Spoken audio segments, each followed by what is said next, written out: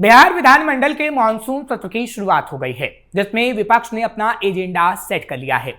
कई अहम मुद्दे उठाने की बात कही गई है। सवाल है कि इस पर आखिर सत्ता पक्ष कैसे जवाब देगा। सवाल यह भी कि क्या तेजस्वी के बिना ही, यानी नेता प्रतिपक्ष के बिना ही ये मॉनसून सत्र बिहार का देखने को मिलेगा, और क्या आरजेडी पूरी तरीके से घिरती हुई नजर आएगी। नमस्कार, कैपिटल टीवी का खास शो विभाग सवाल दिख रहे हैं आप। मैं हूं आपके साथ हर्ष भारद्वाज। बिहार विधानसभा में हंगामा रहने के आसार हैं, जिसके बाद कई बड़े सवाल उठ रहे हैं कि क्या विधानसभा में उठेंगे जनता के मुद्दे। भरत तिवारी एनकाउंटर के मुद्दे पर हंगामा, सदन में कौन से विधेयक पेश करेगी सरकार, विधानसभा के आसपास क्यों लगाई गई धारा 144, तेजस्वी को लेकर क्यों उठे बड़े सवाल। आज से बिहार विधानमंडल के मॉनसून सत्र की शुरुआत हो चुकी है। हालांकि सत्र 5 दिनों का है, जो 24 जुलाई तक चलेगा। मुख्यमंत्री सम्राट चौधरी के नेतृत्व में गठित एनडीए सरकार का ये पहला मॉनसून सत्र है। इसमें विपक्ष विभिन्न मुद्दों पर सरकार को घेरेगा, वहीं सत्ता पक्ष भी विपक्ष को हर जवाब देने को तैयार है। इस सत्र में राज्य सरकार सदन में बिहार निजी विश्वविद्यालय संशोधन समेत 13 विधेयक पेश करेगी, जिसे हम आपको आगे बताएंगे। वहीं सत्र के विभिन्न मुद्दों को लेकर हंगामेदार होने के आसार हैं। खासकर भोजपुर में 17 जून को हुए भरत तिवारी के इनकाउंटर मामले, महंगाई, राज्य की वित्तीय स्थिति, किसानों को यूरिया की सुगम उपलब्धता में दिक्कत और कई अन्य मामले पर विपक्ष हमलावर रुख अपना सकता है। उधर सरकार ने भी विपक्ष के सभी सवालों का जवाब देने के साथ ही विधायी कार्यों के निष्पादन की तैयारी कर ली है। पहले ही दिन सोमवार को विधानसभा में वित्तीय वर्ष 2026-27 का पहला अनुपूरक बजट पेश किया जाएगा। 21 और 22 जुलाई को प्रश्नोत्तर काल के बाद राजकीय विधेयक पेश किए जाएंगे, वहीं अन्य राजकीय कार्य होंगे। 23 जुलाई को अनुपूरक बजट पर वाद विवाद और सरकार का उत्तर होगा। इसके साथ ही अनुपूरक बजट को पारित किया जाएगा। अंतिम दिन 24 जुलाई को गैर सरकारी संकल्प होगा। सदन में कौन से विधेयक पेश करेगी राज्य सरकार। बिहार नगर विकास विधेयक 2026, बिहार निजी विश्वविद्यालय संशोधन विधेयक 2026, बिहार दुकान और प्रतिष्ठान रोजगार विनियमन सेवा शर्त निरसन विधेयक 2026, भारतीय स्टाम्प बिहार संशोधन विधेयक 2026, निबंधन बिहार संशोधन विधेयक 2026, Bihar ease of doing business विधेयक 2026, बिहार जुआ विधेयक 2026, बिहार माल और सेवा कर, बिहार कृषि भूमि यानी गैर कृषि प्रयोजन के लिए संपरिवर्तन, साथ ही साथ बिहार भूमि दाखिल खारिज संशोधन और बिहार चिकित्सा संशोधन, बिहार नर्सेज पंजीकरण संशोधन 2026 और बिहार चीनी उपक्रम संशोधन विधेयक पेश किए जाएंगे। विधानसभा के आसपास आज से धारा 144 लागू। वहीं बिहार विधानसभा और इसके आसपास सोमवार से 4 दिनों के लिए धारा 144 लागू कर दी गई है। विधानसभा के पास एक साथ 5 या 5 से ज्यादा लोगों का जमावड़ा, प्रदर्शनी, रैली, धरना, आंदोलन, हथियार, आग्नेयास्त्र, विस्फोटक लेकर चलने पर पूरी तरीके से रोक रहेगी। इसके साथ ही बिना इजाजत के लाउडस्पीकर का भी इस्तेमाल नहीं होगा।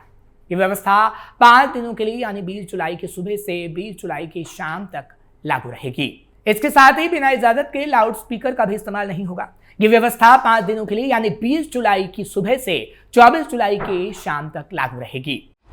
विपक्ष ने काटा जमकर हंगामा। वहीं बात अगर विपक्ष की करें तो विपक्ष लगातार जमकर हंगामा काट रहा है। बिहार विधानसभा के अंदर विपक्ष ने जो मांगे उठाने का काम किया है, उसके आधार पर वो कह रहा है कि उसके जवाब सरकार को देने ही होंगे। हालांकि भरत तिवारी से लेकर साथ ही साथ बंटी यादव हत्याकांड और महंगाई से लेकर रोजगार के मुद्दे पर विपक्ष सरकार को घेरना चाहता है। हालांकि इस बीच तमाम जो विधायक हैं विपक्षी पार्टी के, वो विधानसभा के बाहर भी इकट्ठा हुए।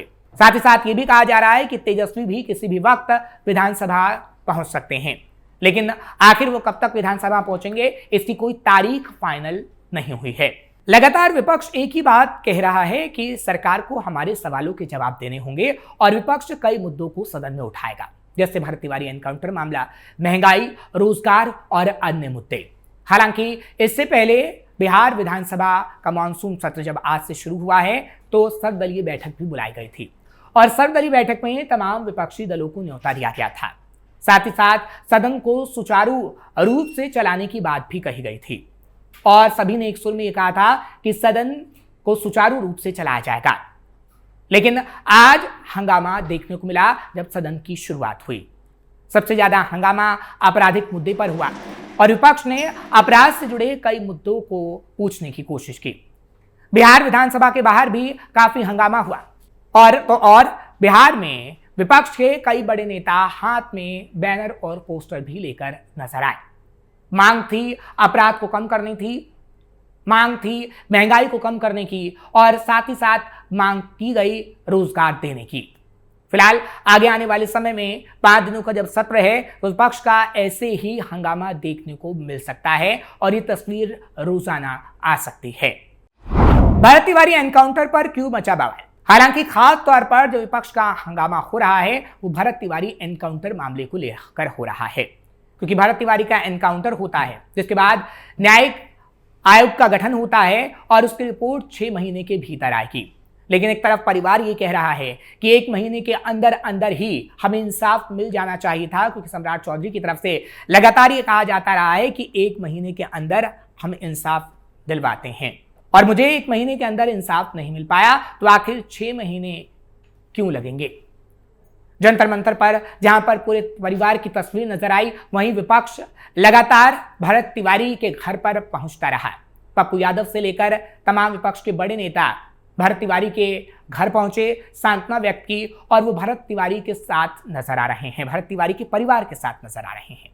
साथ ही साथ अगर विपक्ष की बात करें तो विपक्ष आज भी सदन के अंदर भी भरत तिवारी एनकाउंटर मामले को उठा रहा है और साथ ही साथ सदन के बाहर भी भरत तिवारी एनकाउंटर मामले को उठाया गया और पुलिस वालों को दंड देने की बात कही गई है। फिलहाल भरत तिवारी एनकाउंटर मामले में सरकार लगातार काम कर रही है। सरकार की तरफ से पुलिस वालों पर कार्रवाई भी की गई है और सम्राट चौधरी की तरफ से भी ये कहा गया है कि जल्द से जल्द दूध का दूध और पानी का पानी हो जाएगा, इसमें कोई दो राय नहीं। इससे पहले जब डिप्टी सीएम का बयान सामने आया था तब भी हमने देखा था और तो और एनडीए के मंत्री अशोक चौधरी का बयान भी सामने आया और उनकी तरफ से यह कहा गया कि आगे आने वाले समय में इसकी निष्पक्ष जांच होगी और निष्पक्ष जांच हो भी रही है और सरकार पर पूरा भरोसा रखिए, निष्पक्ष जांच के बाद जिसकी गलती होगी उसको कड़ी सजा मिलेगी। तेजस्वी पर फिर क्यों उठे सवाल? अब बात तेजस्वी यादव की करते हैं, क्योंकि विपक्ष के तमाम विधायक चाहे फिर कांग्रेस के हों या फिर आरजेडी के, वो हंगामा तो काट पाए हैं, लेकिन तेजस्वी यादव की तस्वीर सदन के अंदर और बाहर नजर नहीं आ रही है, जिसको लेकर बड़े सवाल उठ रहे हैं। हालांकि सत्ता पक्ष की तरफ से भी सवाल उठाए गए कि जब विधानसभा का मानसून सत्र चल रहा है तो आखिर नेता प्रतिपक्ष कहां गायब हैं? इससे पहले जब हमने देखा कि एनडीए की सरकार बनी, उसके बाद जब विधानसभा का सेशन बुलाया गया तभी तेजस्वी यादव सिर्फ 1 से 2 दिनों के अंदर ही नजर आए, यानी एक दिन पहले दिन और दूसरे दिन, लेकिन उसके बाद वो गायब हो गए और विदेश चले गए। और आज भी हम देख रहे हैं कि तेजस्वी यादव यूरोप के अंदर हैं और उनके आने की तारीख फिक्स नहीं है। ऐसे में तेजस्वी यादव पर सवाल तो उठेंगे, क्योंकि तेजस्वी यादव नेता प्रतिपक्ष हैं और नेता प्रतिपक्ष के तौर पर उन्हें सदन के अंदर मौजूद रहना होगा। लेकिन तेजस्वी यादव यूरोप में हैं और वो सदन में नहीं है, जिसको लेकर कई बीजेपी नेताओं ने सवाल खड़े किए हैं। साथ ही साथ जेडीयू प्रवक्ता नीरज कुमार का बयान भी सामने आया और उनकी तरफ से तेजस्वी को नॉन सीरियस नेता बताया गया है और ये कहा गया कि तेजस्वी यादव नॉन सीरियस नेता हैं।